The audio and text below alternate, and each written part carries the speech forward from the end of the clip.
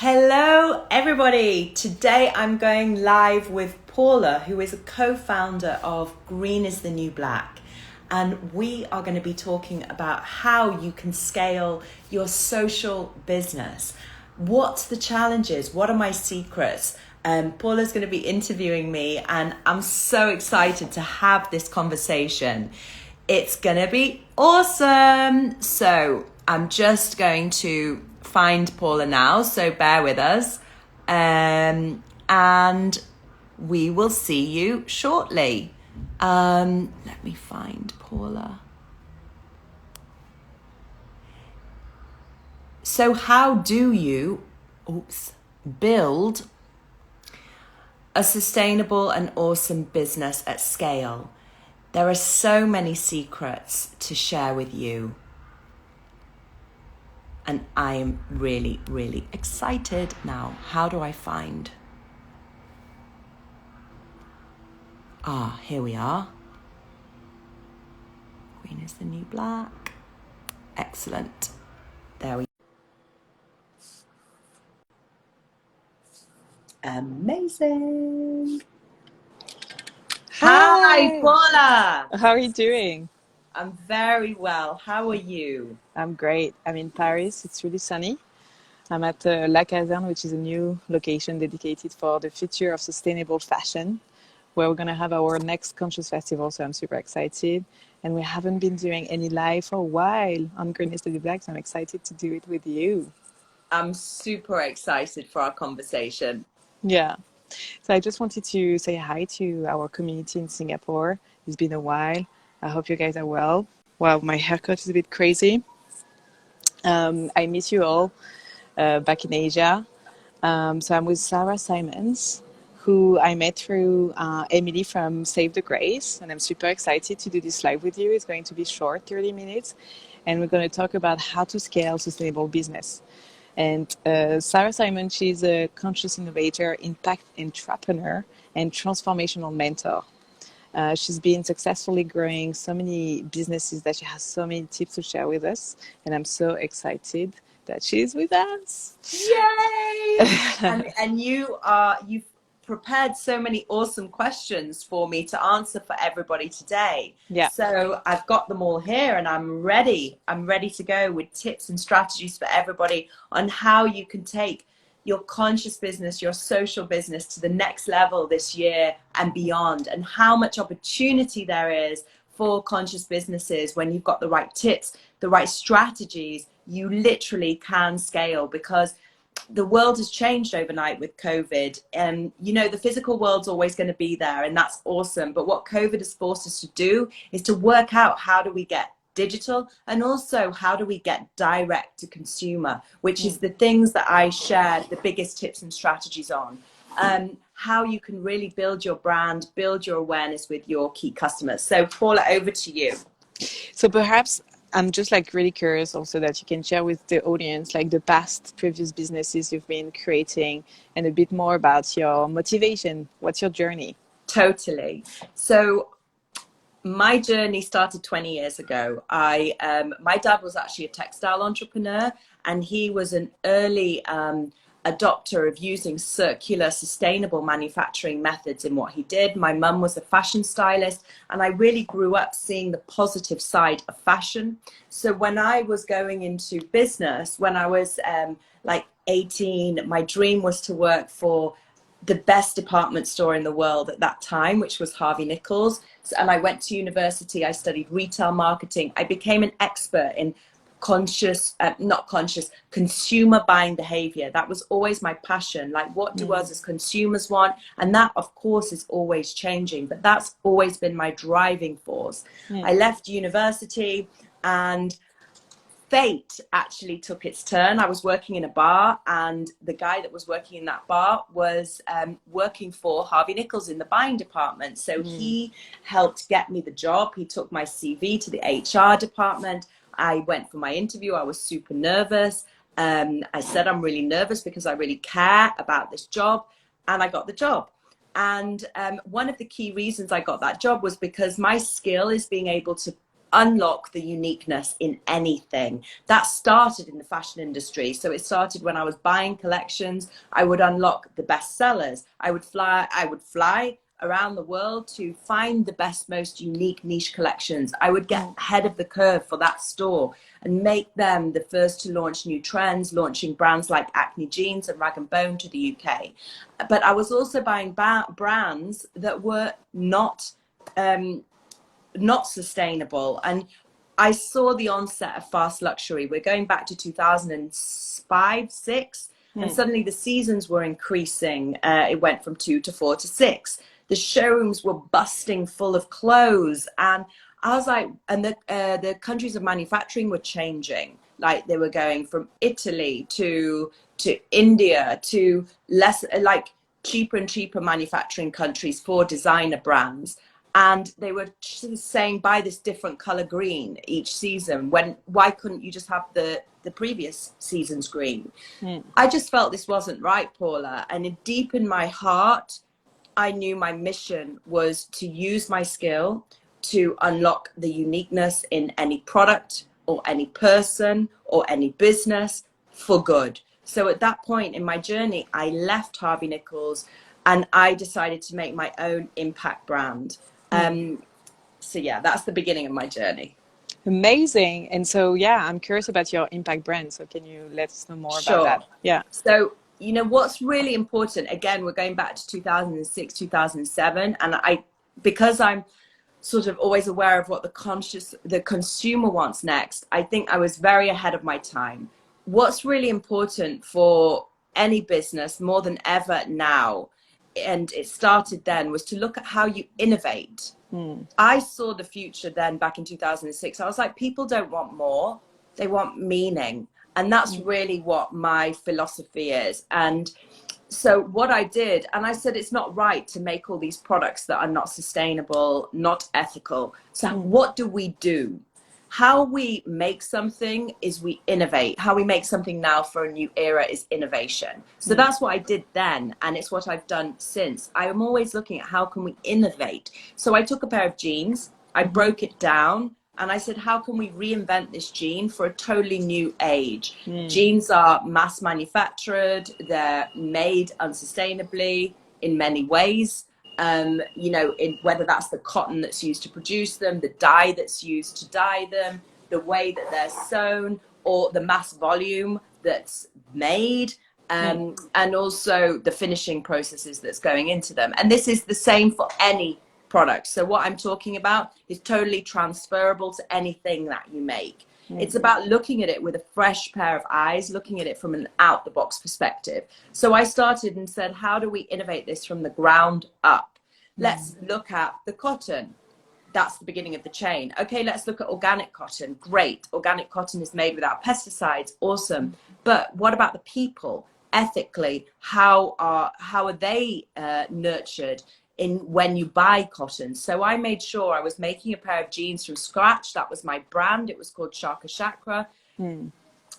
So I said, let's use organic and fair trade cotton so it's good for the people and good for the environment. Then it's how do you dye the item? You know, now not traditional dyeing, but dyeing today is all synthetic, much of it. So I went back to the grassroots. I found artisans to dye naturally in communities in southern India. It was very technical to do, very difficult to do, but we did it. So we got the cotton, we dyed it naturally. And then I was like, what about the weaving? You know, again, how do we make that sustainable? So we went to handloom weavers in southern India and we asked them to they make traditional fabric. We asked them to make denim fabric. Then I shipped that fabric to Italy, which was the best manufacturing country for denim at that time. I carbon offset the fabric when it was flown, and I had the jeans made in a very sustainable way so that the finishing was very light.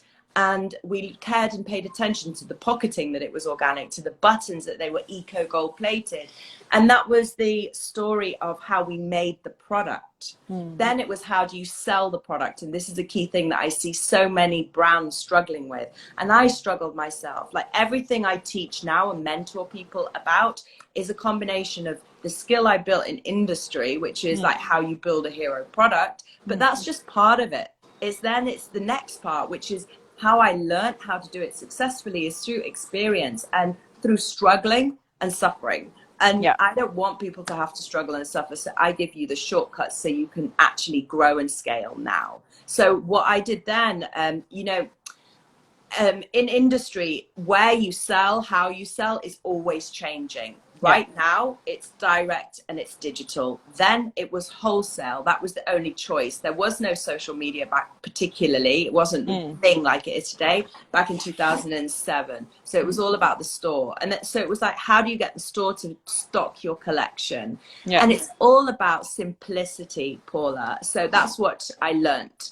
It's all about refining and simplifying your message so that people around you can understand it. So I struggled because the buyers wanted to buy the collection, but it was complex because they were like, it's so many things. It's sustainable, it's ethical, it's handmade, it's good for the artisan, good for the planet, it's fair trade. What's the message? When I boiled down the message and said it's handmade and sustainable pair of jeans, then everybody could get my message. And then very quickly we became stocked in the best stores. We had a celebrity following, and we won Grazia Magazine's award for Fashion Entrepreneur of the Year. Amazing. So how long did it take you to refine this message? It took me about 12 months. But now when I teach entrepreneurs, it takes them a very short amount of time because they get my method. So it's like the shortcut route to do it. So that's your thing, right, Sarah? So you went from working to having Miquelis, which was your dream job, to understand that, the most of the brands you were buying were not so sustainable. So you decided to create your own brands because you understood in advance. So that was back in 2012, you said, when you created your first... 2007, yeah.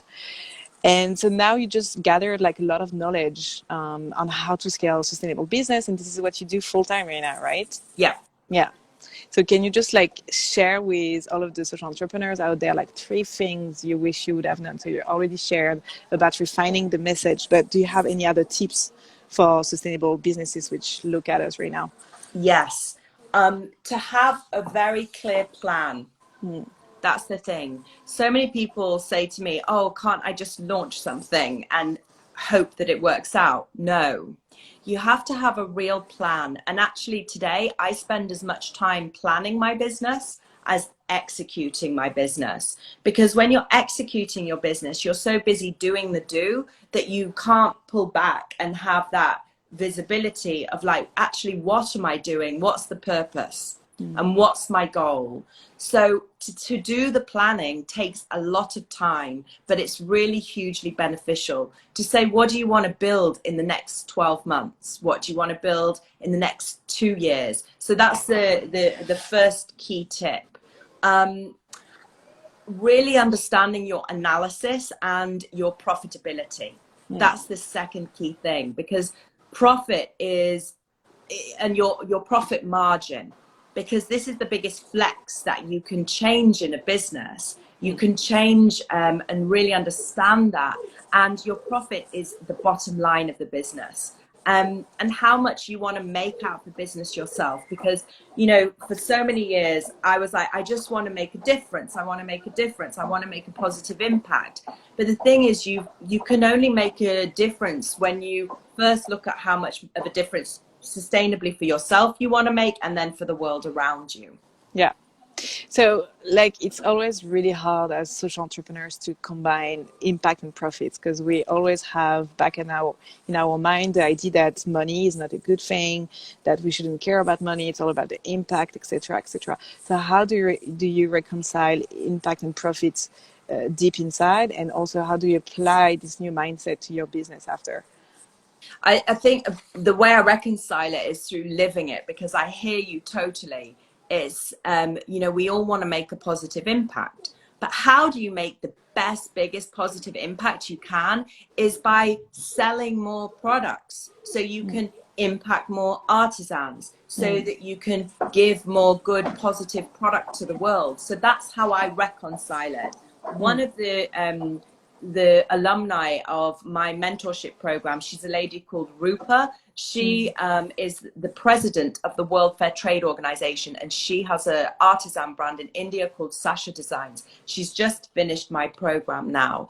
Nice. She's built that business to $900,000 over 30 years, but she knew she was stuck because she was in a box with her business. She was making impact, but she wanted to make more impact.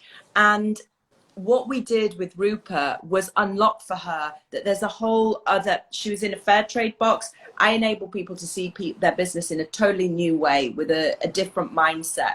We unlock for Rupa, she's not just in a fair trade box, she's in an impact box. So she can take her artisan products and she can sell them to global retailers. That was really important for Rupa, to combine impact and profitability, because it means that Rupa now has a plan, which makes me really joyful, of how she can grow the impact of the artisan communities that she works with from 50 to 50,000 in the next 5 years. Amazing. So this is how you can reconcile. Like, I really want all the social entrepreneurs to really feel this, because you know, we don't change the world by not making profit. We change the world by really taking a business and making it bigger, so that we can impact more and more and more communities. We can change how people buy and what they buy in bigger ways.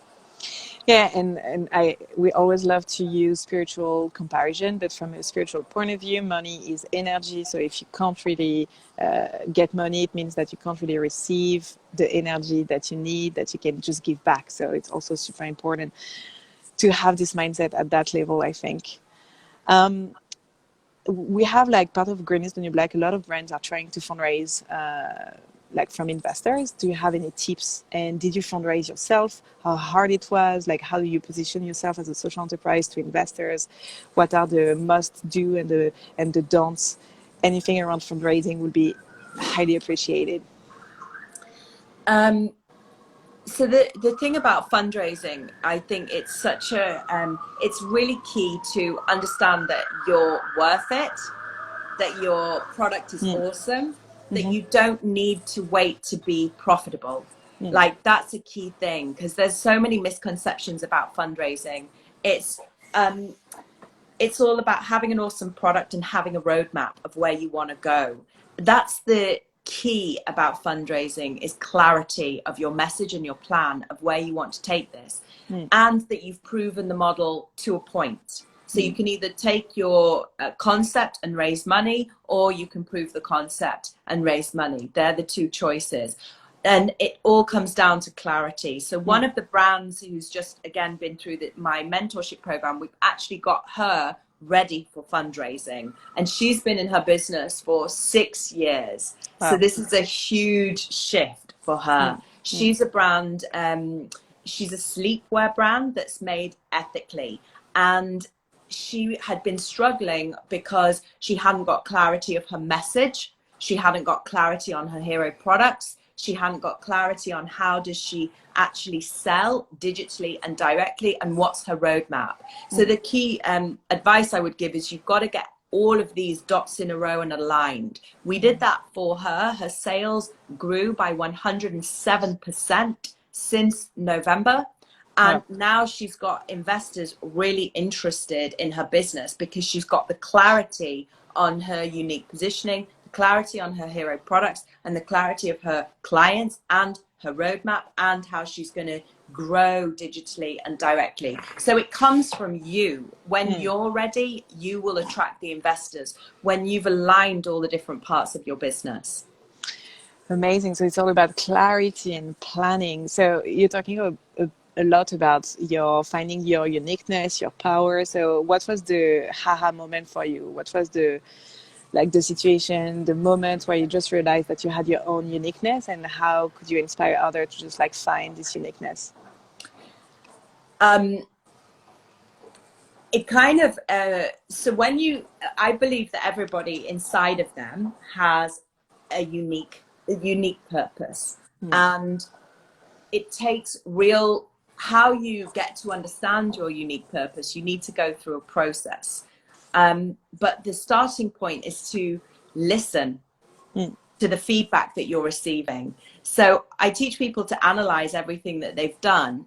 And my journey, I didn't have the tools that I now give to people. So I had to kind of, in terms of my own unique journey, I knew that I had, it kind of happened slowly. And now I give people the tools to speed that up. Because for me, what happened was I knew I was top fashion buyer for building, like being able to see the unique products. Then I knew I can build unique brands. Then I knew I can, you know, work for any brand or company and be able to see in them what their unique strategy was. So I think my awareness came over time, and it came from really looking back and analyzing, what am I doing, in what's the roadmap, what am I doing the same thing again and again and again. And then I really uncovered that this is my core power. And I also then saw, Paula, I can do it with any individual, as you've seen as well, like it. And I saw that people were coming to me to have that unlocked within them, whether they were a business or an individual. So it was kind of came from really listening to the feedback and then really looking and analyzing what's happened in my journey, and also what brings me joy, and also what's the impact I want to have. And from my heart's purpose is to share with others and inspire others to have the impact that they can. Amazing. So we talked about it like in a private conversation, but I was asking you, what makes your training and your sessions unique? You know, because there's so many coaches out there who just like promise the moon, and you know, as an entrepreneur, you're tempted often to just listen to them because they have like really clear kind of goals. But then, like, what makes you special, and how would you differentiate, you know, the coaching from actually just helping, supporting entrepreneurs to make real decisions? So the first thing is that it's not coaching, it's mentoring, because this is like something that I found out in my journey. There's a big difference between coaching and mentoring. Coaching is when you sort of say, you know, you're a mirror to somebody. It doesn't help people get the results. The difference is, with me, I'm a mentor. A mentor is somebody who's actually doing business, done business, and been in that journey themselves. A coach doesn't have to have been in the journey themselves. A mentor has to have actually done it themselves. Yeah. And the thing that I do is I've done it myself. So I've seen the struggle, I've seen the pain, I understand everything about where everybody is in the journey. And the difference with my program is that I help you, I'm a co-creator with you. So, you know, it's difficult to work these things out, Paula, like our purpose, our goals, our route to growth. And a coach might just say, you know, here's some exercises to do.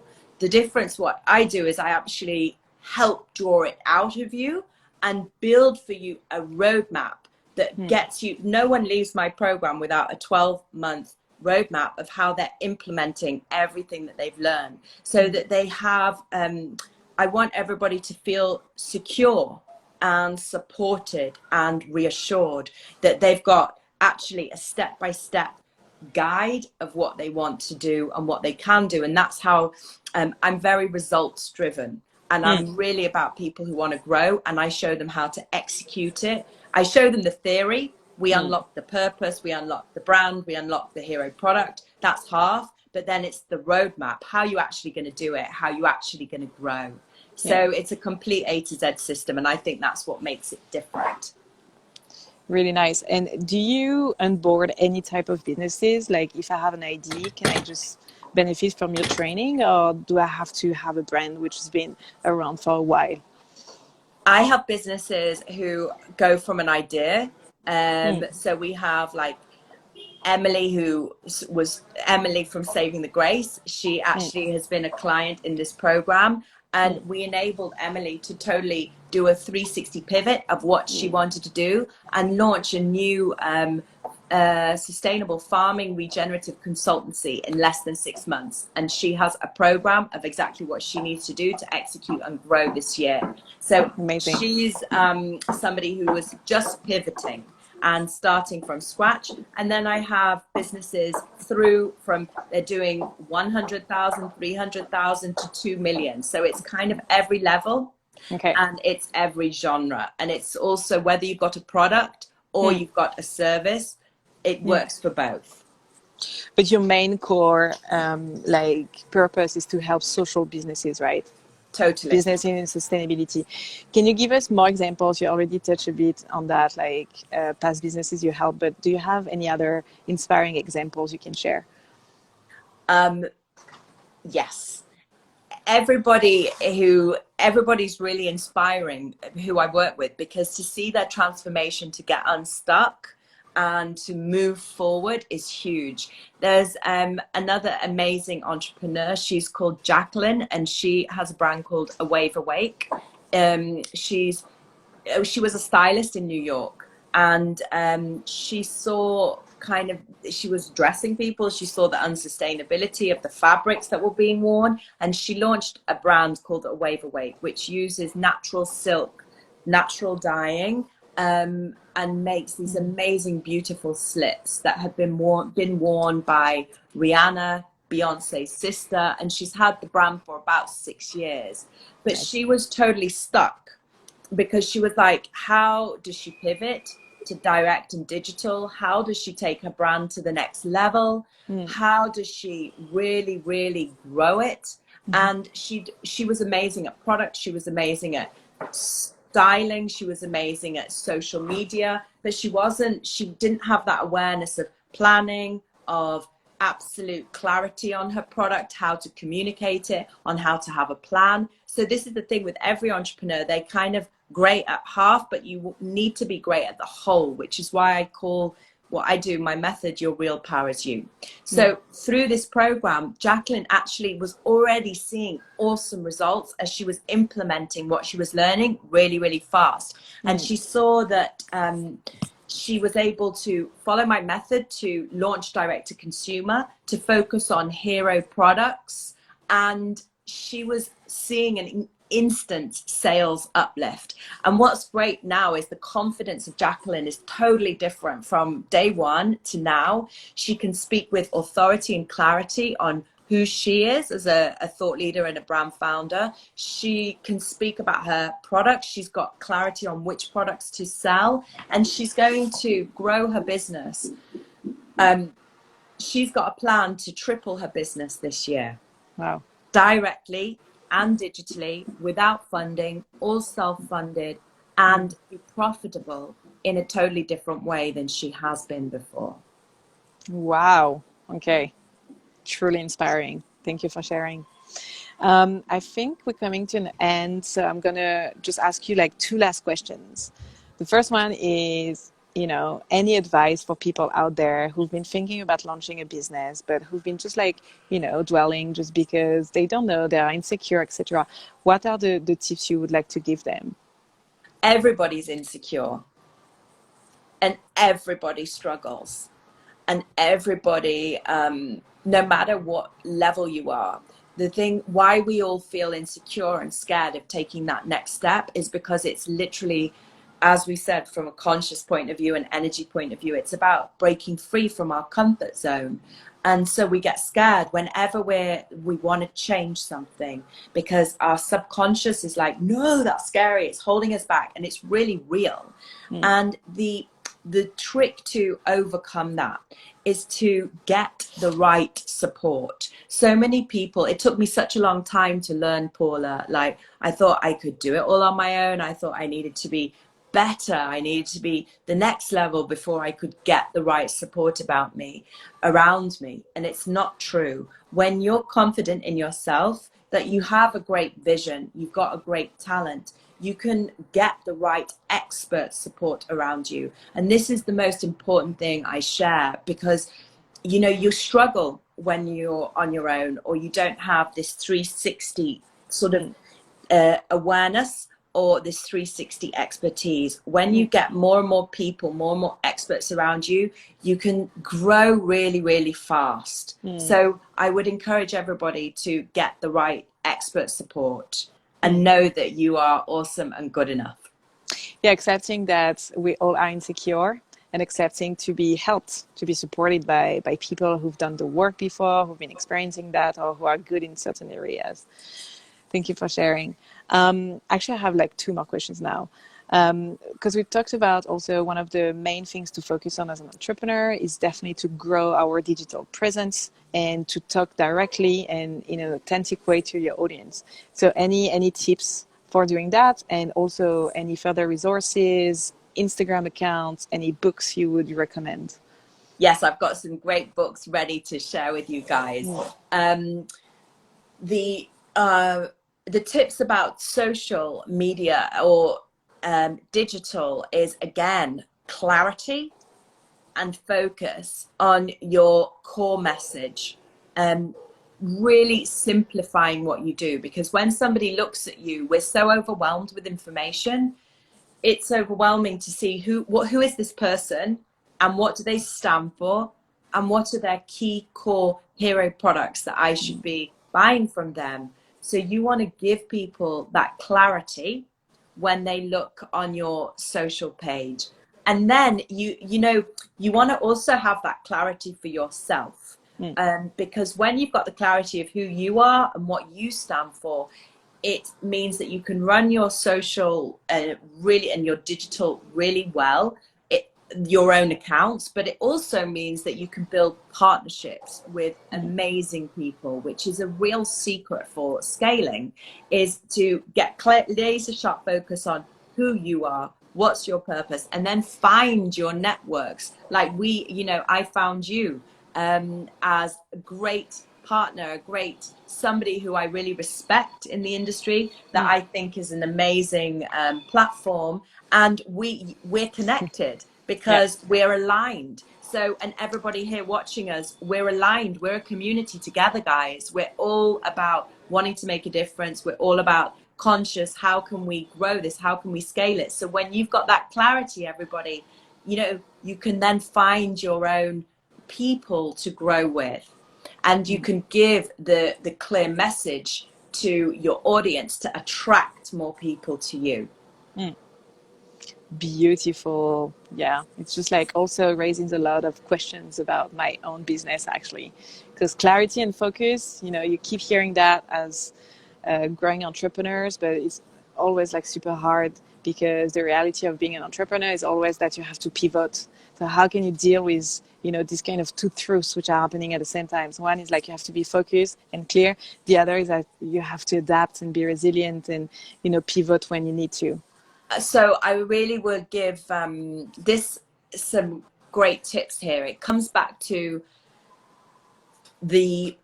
not just the planning is part, but then there's also the other part is to have measurable goals. So if and then the next part is focusing on one thing at a time. So like this I learned from reading books, which is my greatest resource I'm going to share with you in a moment.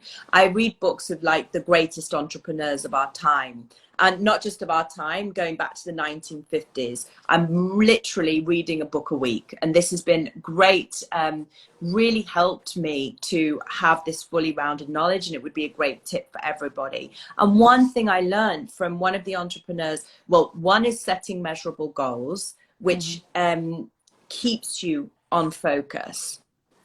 So that's like, it doesn't have to be a sales goal. It can be like, in the next 3 months, I'm going to complete my product. In the next 3 months, I'm going to complete my website. In the next 3 months, I'm going to speak on X stages. So, but you visualize always in your mind where you want to go next in steps. Because what we do when we don't do that, that's where the overwhelm goes, because the mind is going, oh my God, what am I doing next? The mind needs to be controlled, centered, and aligned. So when we set a goal, we're giving the brain a roadmap of where it wants to go. And the next thing I would say is, you know, pivoting should be done, but slowly, in a sense of what we need to do constantly is to be analyzing.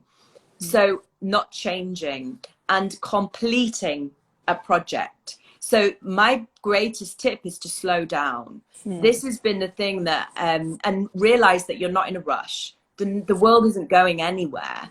And what we tend to do is we think we're in a rush. We think we've got to make money, do this, rush.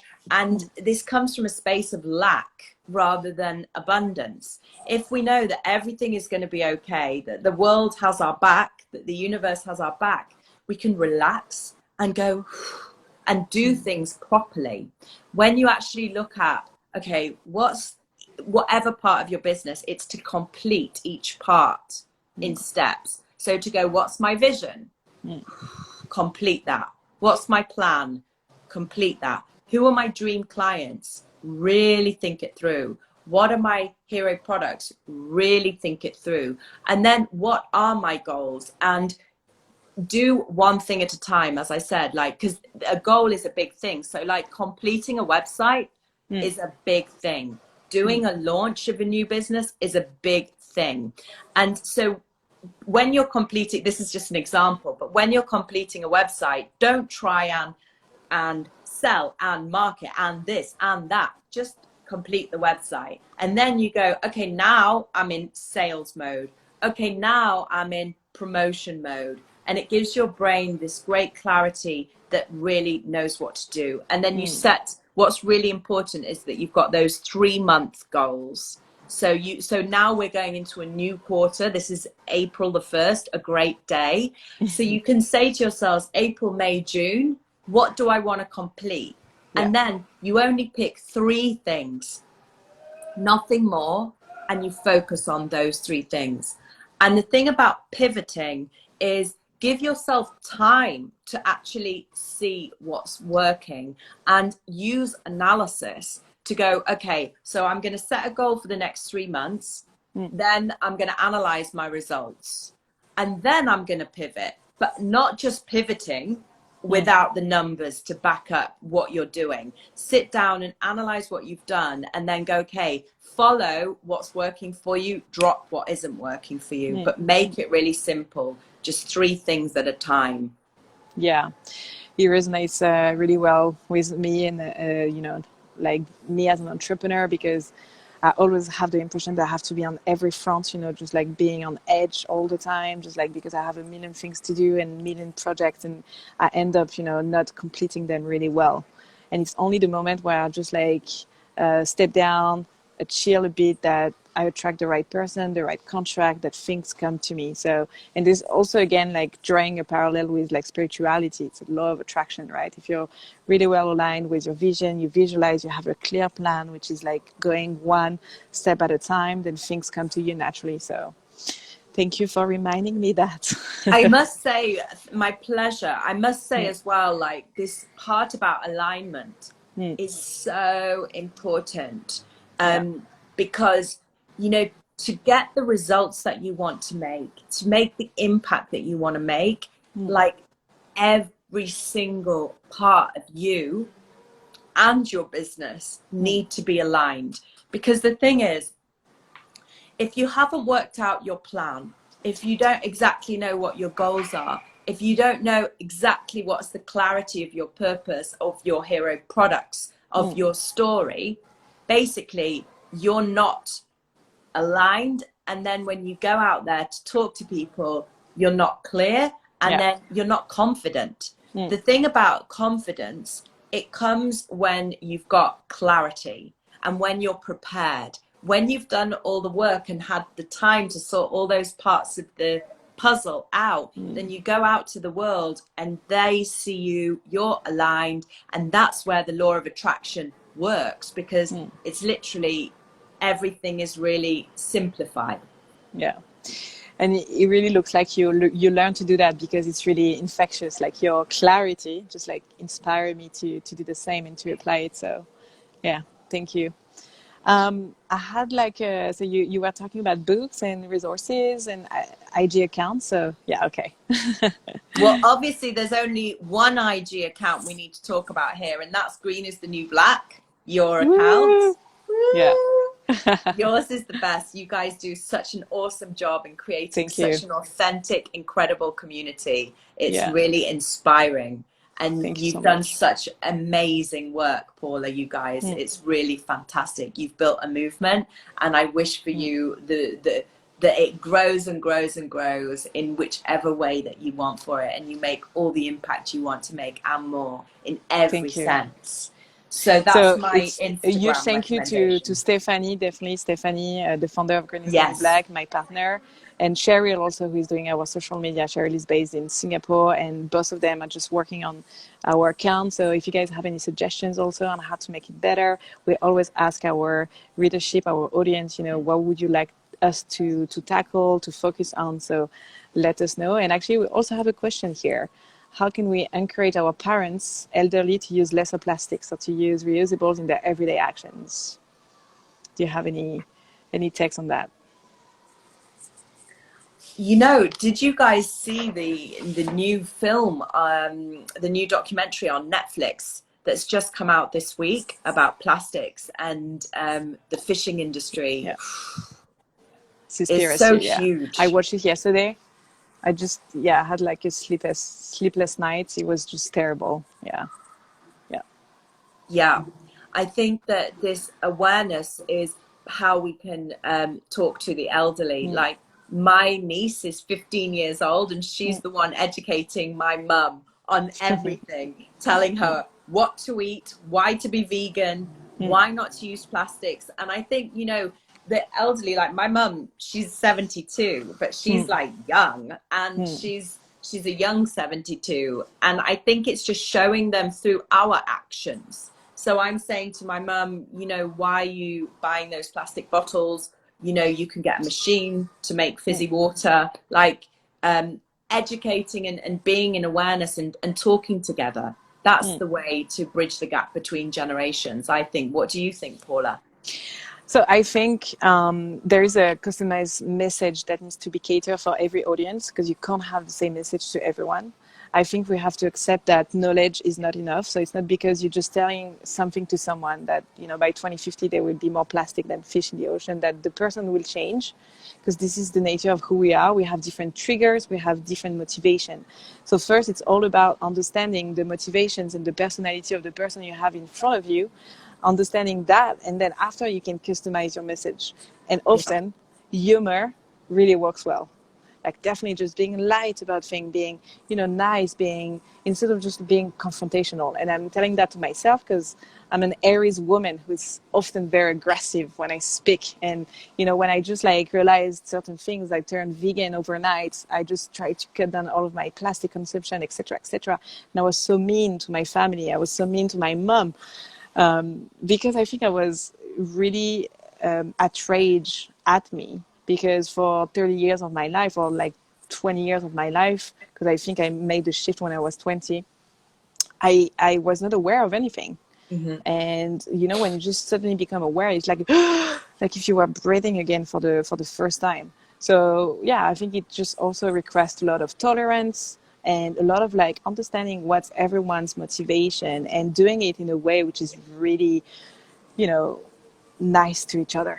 Because I think that's great. And the thing is, like, the forgiveness, you know, with different generations, no one's been aware, you know, with this program yesterday, and you're like, wow, the problem in the oceans is actually the fishing industry and the fishing nets. None of us knew this. And it's so shocking, so shocking. And all we can do absolutely is be kind to ourselves and be kind to each other and share from a place of love, to inspire people, to make changes from a place of love. Yes. Big love. Shall I share the books with you? Yes. Okay. So as I said, like, reading books has really changed my life. I try to read a book a week. My goal for this year is 40 books, and I've done 8 so far.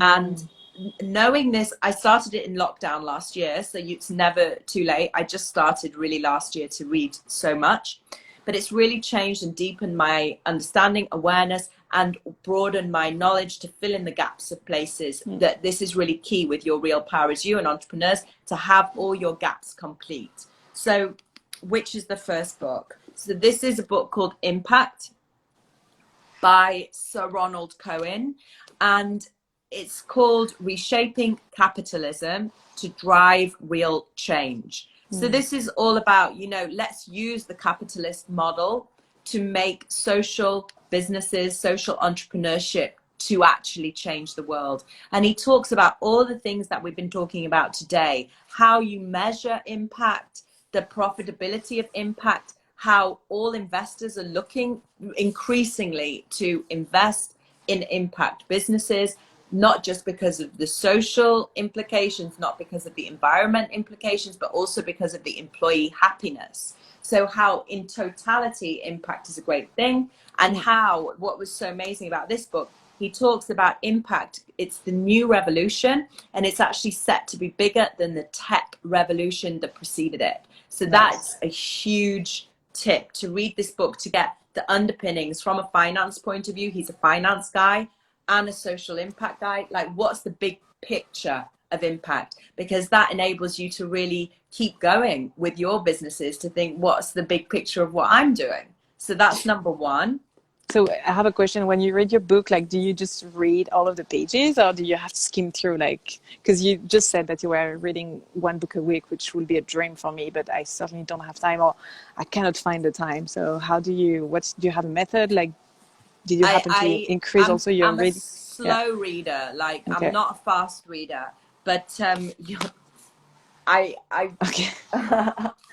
like, I underline every page, every single page, and I make notes, and then I come back and I kind of say at the end, like, what did I learn and how am I implementing what I learned into my business or myself as an individual? Because they're not all business books that I read. They're books about self-development, they're books about inspiring people, they're books about being a woman. So in terms of, I was going to do a speed reading course, but I didn't, because I want to understand the book. But I did, I want to understand the book deeply. But I did learn some speed reading techniques. And one of those is called skimming, which I think I have implemented, Paula, a little bit. So that's enabled me to read faster. So skimming means that you go through the book and you read it deeply, but if it's like, you know, you can kind of skim over it, it's not going to make that much difference to what you want to know. You can kind of skim through that and then quickly get to the next part. And how you do that is literally just looking at the page and sort of taking, like, paragraph by paragraph. Okay, are we on a topic that I want to know about or not? And, like, you know, tech revolution. Okay, do I want to know about that? Let me skim. Yes, then I'll read it slowly. No, I don't want to know about that, so I can move past it. And also that I learned that, you know, I used to feel guilty if I did that with a book, because I was like, oh, but I haven't read it properly. You're still reading it properly. You're just skimming past the parts that you don't need to know about. And that's the way I can get through the books quicker. It's amazing. So the next book I haven't read yet. I learnt about it a couple of days ago, and I'm really excited to read it. It's called Trailblazer, and it's by a guy called Mark Benioff. I don't know if you've heard of him. He's the founder and CEO of a business called Salesforce, and the introduction. Small business. Pardon, yeah. Very small business. But the thing is, he built that business from scratch. Right. So that's what's really interesting. And he's said here, the power of business as the greatest platform for change. That's the front of the book. And why I'm interested is exactly what you just said. It's a huge business. He built it to a multi-billion-pound business in 10 years. I'm interested how he took that vision and he's really implemented that vision so that he can use business as the greatest platform for change. And this is where it comes back to, everybody listening about the impact that you want to make and how you can bring the two things together of making impact and making profit. The more profit you make, the more impact you can have, the more influence you can have to reach more and more people with your message. So that's why I think it's good to learn from people who've actually done that. So that's Perfect. the second. And the third book. Just before the third book, I just wanted to remind everyone that you're doing free masterclasses that I can't wait to watch. And you're doing one for the Green is the New Black community. So I don't know if there is anyone from Green is the New Black which is watching us right now on April the 7th at 12 p.m. Paris time and 7 p.m. Singapore time. Yes. So you can go to my website, sarahsimmons.com, and book in for next week, which is, as Paula said, April the 7th. There's a slot right there to book in, and it's specifically for, well, it's for everybody. But what's great is it's going to be with you co-hosting, the masterclass. So we're going to go deeper into everything that we've talked about today. And I really, really can't wait to share with you the strategies of how you can supercharge your impact. That's the name of the masterclass. Yeah, super excited for it. Me too. I can't wait. So maybe let's just share the last book and then we can close the live. Totally. So the last book is called The Magic of Believing. And this book was written in 1952, I believe. It's by a guy called Claude M. Bristol. And he literally talks about how you sell yourself, how you sell your everything you do, because at the end of the day, everything comes back to sales. No matter what you're doing, you're selling yourself in each communication that you do, in your belief in yourself. And the biggest tip is the magic of believing in you. And he talks about how you build the magic of believing in you. And what I took from this, there's certain methods, and I teach those methods to everybody, and maybe I'll share some next week in our masterclass. But the key is that there's techniques of how you can build the belief in you. But what I've shared today is my own techniques that have built on this book, because the book will share techniques of how you can build the belief in you. But what I've learned through actual action is that when you've got the clarity, all the things that we've talked about today, when you're really clear on your purpose, your hero products, your real story of yourself, you're literally bulletproof inside, because your feelings inside you are what people resonate with and connect with. And your feelings are firing off all the time. And when you've not aligned yourself, your feelings are going, oh my God, I'm scared to talk to this person. I don't really know what I'm talking about. I don't have confidence in myself. And as I said, confidence is not, it's only a feeling that comes from preparation. So when you've gone through all those points, you can become prepared, then you can believe in yourself. And it's just an action. Believing in yourself is an action when you're prepared and you've been through the process. It's funny, I'm laughing because you're helping me to unlearn something which was deeply rooted in me. There's this image in me of like, when I look at very confident people, I have the impression it's really natural, that we're born with it, that, it's thanks to their genius. But actually, I think they're like true geniuses, but it also comes from a lot of work and preparation. And it feels good to hear that. It's every genius is, hundreds of thousands of hours of preparation. Yeah. I'm involved in an entrepreneurs group with really big business leaders, and what I've learned from watching them, Paula, is the amount of time that they spend to prepare. They prepare for everything so deeply. That's where the confidence and comes from. It's literally from preparation. Yeah, love it. Like Einstein was saying, I think genius, his work was 1% genius and 99% of like sweat, because it's all about work and perseverance. And coping with, becoming resilient to, knowing your purpose. When you know your purpose and someone rejects you, you like, okay, it's fine. You're not the right person for me then, are you? Yeah. So again, when we've got that clarity, we can become like Marmite. I think, I don't know if Marmite's French or from Singapore, if it's just British. I don't know. So it's like this, like a jam, a savory jam that people either love or hate. Oh So yeah, yeah, yeah. people have an extreme reaction, like, Yeah. ooh. I And personally this is, didn't like it. Yeah. yeah, I didn't like it either. And this Yeah. is the thing about purpose and this alignment and this, all the things that we're saying, and the confidence. Like Mm. when you're aligned and someone rejects you and you know your purpose, this is a great thing. I teach people, it just means they're not right for you. Mm. That's it. Beautiful. Thank you so much, Sarah. That was so inspiring. Just like, light my day. So thank you so much. And again, we have a masterclass free with you on April the 7th that I will help to co-host with you, where we're going to tackle a lot of the topics we already talked about. So go to Sarah's Instagram. There's a link and you can just register there. It was so nice to have you. I wish you all the best for You today and too. for the rest of the week. And I hope everyone, enjoyed the session. Lots of kisses.